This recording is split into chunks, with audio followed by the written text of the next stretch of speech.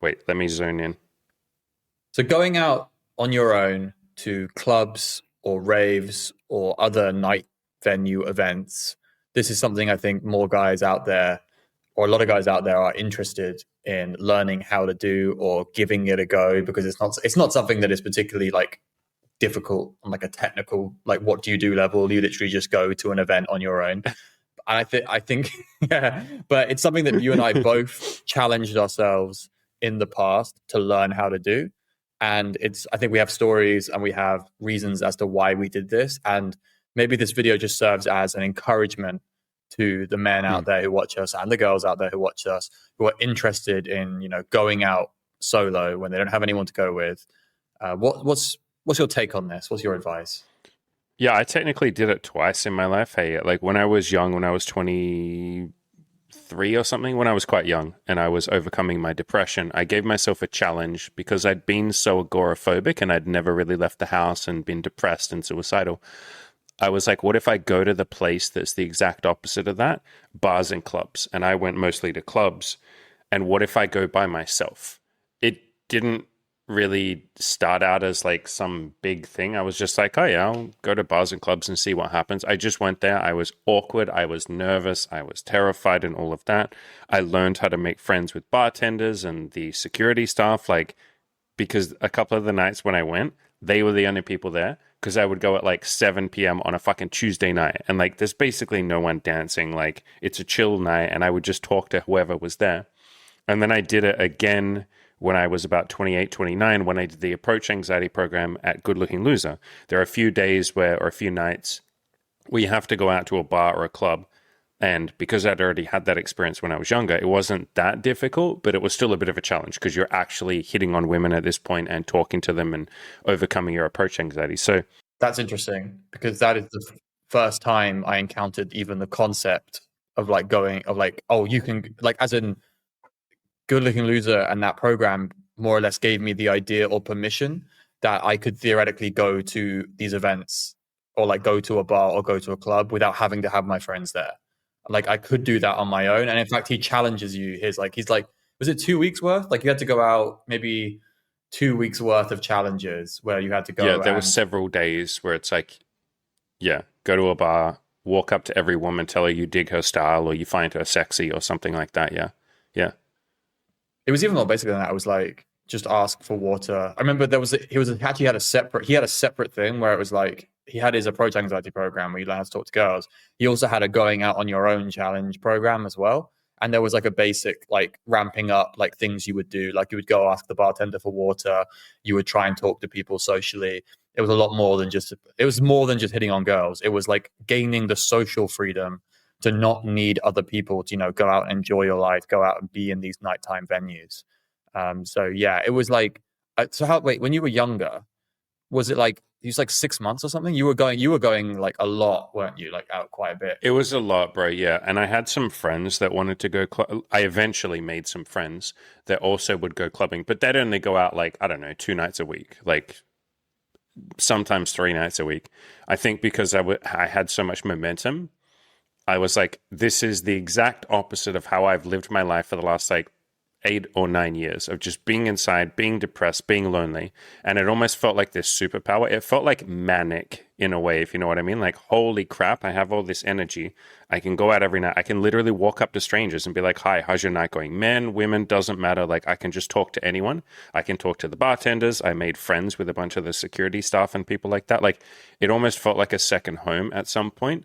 And I started to get some very positive, like, encouragement. My family were just like, we actually think it's amazing that you're going out clubbing. Like, obviously, try not to drink too much, but like, amazing job going out every single night.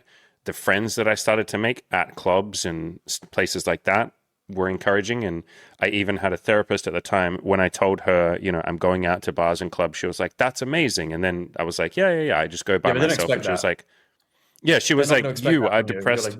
like, you're an agoraphobic, or you were agoraphobic. And like, I'm going to clubs and bars every single night just to show myself that I can, and to meet people and to be in. Yeah, that's like insane for like. I think the amount of therapists who hear that kind of sort of thing must be like very low. Just like, oh wow, Yeah. you're doing this. Yeah. It cuts to the point of you being quite you're quite extreme when you were chasing your social freedom era. You were quite extreme about how like the stuff, like the level you went to with this kind of stuff. Yeah. Yeah, because I'd lived the opposite extreme for so many years. And we often do that, right? We live one extreme or we have one extreme idea, and then we're like, okay, what if I do the exact opposite and see how that feels? And then eventually you probably end up somewhere in the middle. Like, spoiler alert, I don't go out to bars and clubs every single night of the week now.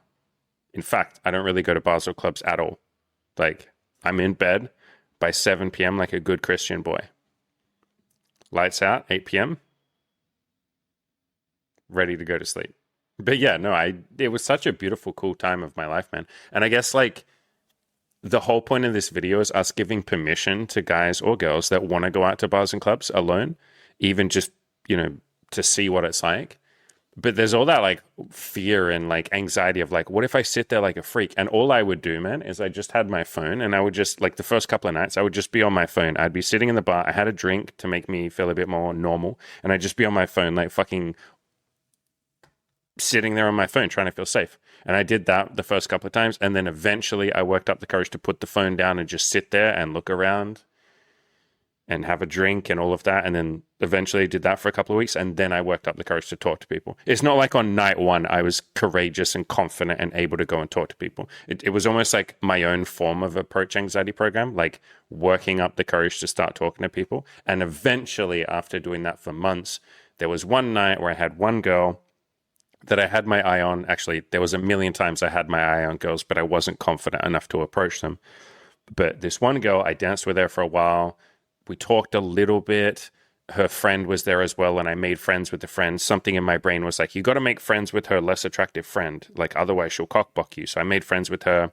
We ended up hanging out. We went back to some party afterwards, and we ended up going on a couple of dates and ended up sleeping together for about 3 months or so. So that felt really validating. With my clumsy, awkward, I have no idea what I'm doing, I still managed to, get into a short-term relationship with someone. So yeah, it can be a beautiful fucking thing, man. And you don't need to be good at it. It's kind of like you said at the start, just go to a fucking bar. How do I do it? You just do it. You're going to be awkward. You just do it. Yeah, with me, it coincided. Like I threw myself in the deep end because I went traveling on my own, like to hostels, etc. And now there are things you can do. So in hostels, they typically they have like events, so you can go out with the people in the hostel. So everyone meets up for an hour beforehand. You get to know some people, then you go out. But when I first arrived, I backpacked around America the first time. I remember when I first landed in LA, I didn't know what to do. I had no idea. I knew I wanted to get a ticket to America, check it out. And the first few days I arrived, I was like, well, I can't just sit around in a hostel. And there wasn't really anyone around. So I just went down to the strip of bars in Venice Beach. And I was just kind of like, just sitting in bars, talking to bartenders, talking to people next to me. Eventually I was in a bar where I just knew everybody because I'd been down there 3 nights or whatever. I just knew loads of people in there. And I ended up just started inviting people from the hostel. Yeah, I come to this bar with all the people that I know now and all these people that hang out in the bar.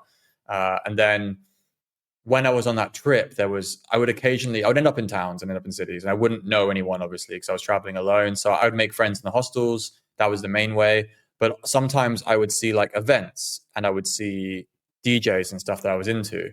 And eventually one time I was like, why don't I just get a ticket and go to these things on my own? Like, what's the problem? And that was like the first, because I was like, I'm traveling on my own. I don't really know anyone. And I don't know if they're going to be interested in going to see some like house hard techno DJs. It was like years ago, before that was a bit more mainstream.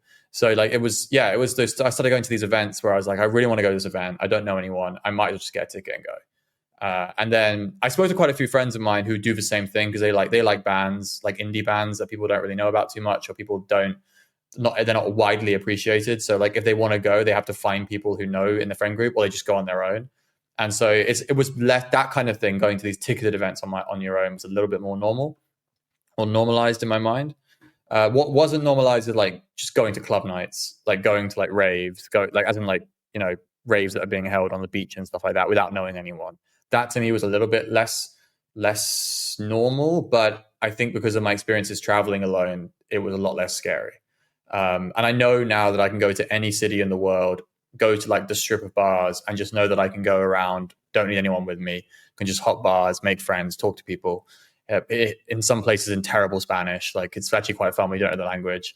So like, yeah, I think it's a really powerful, freeing thing to have. And like, like we said, there's no technical advice for this. It's just go out and swim. I mean, just drop yourself in the pool and swim and like see how it is. And like you said, you can be really nice to yourself.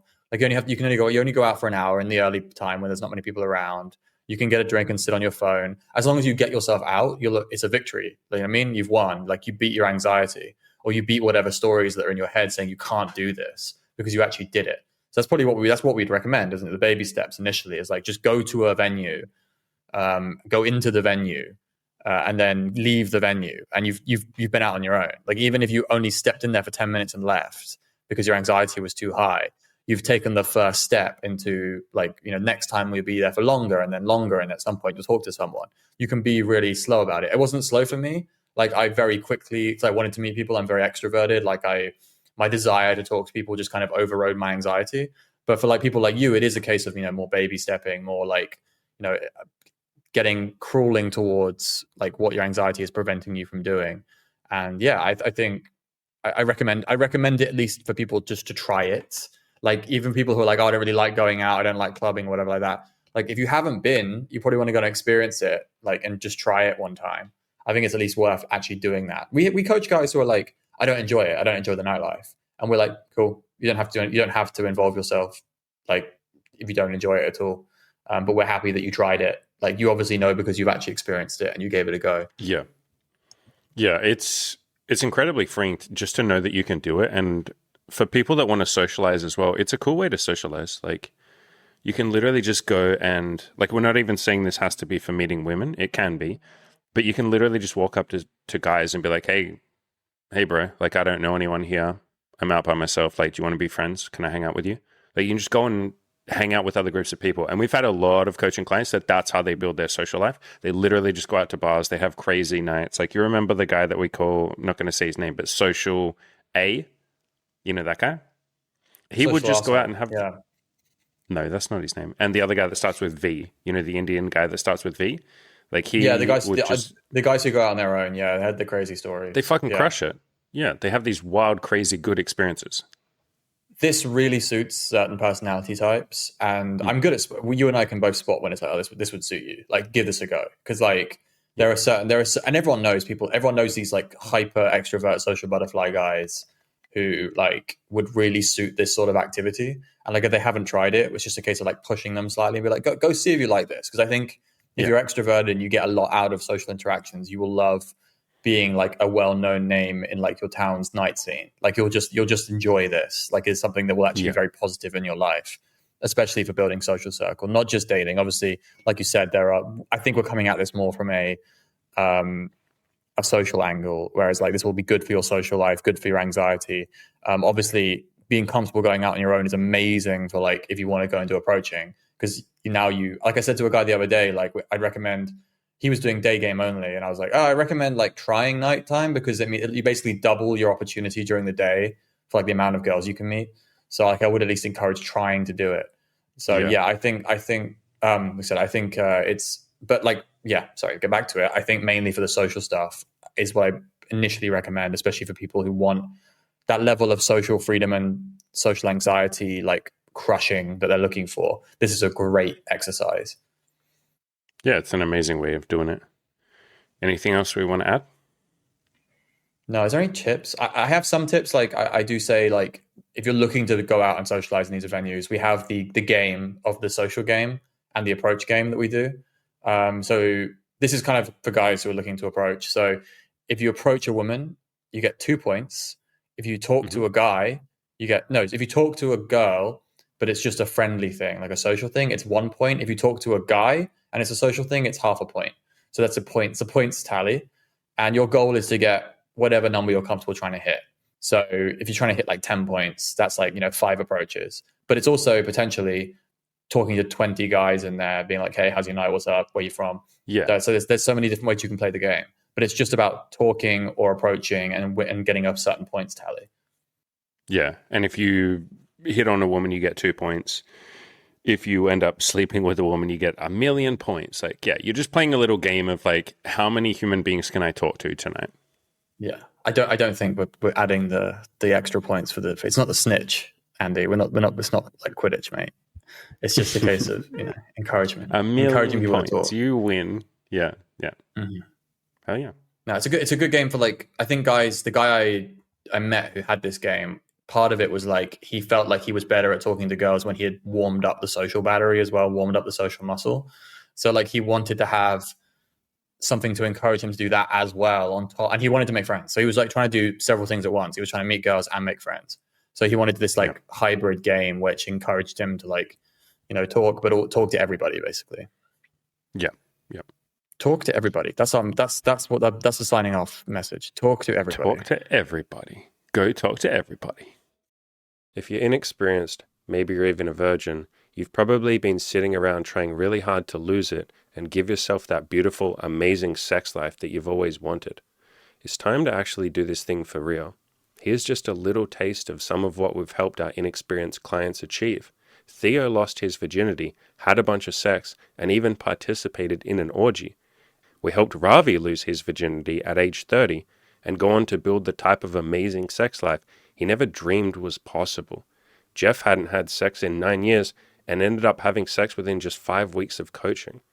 No matter what your experience level, if having more sex and having more wildly abundant, awesome, amazing sexual experiences with your intimate partner is something that's important to you, let us help. That's what we're here for. There's a link in the description below to the coaching. Click that and come and join us. But I promise you, if these clients can do it, you absolutely sure as hell can too.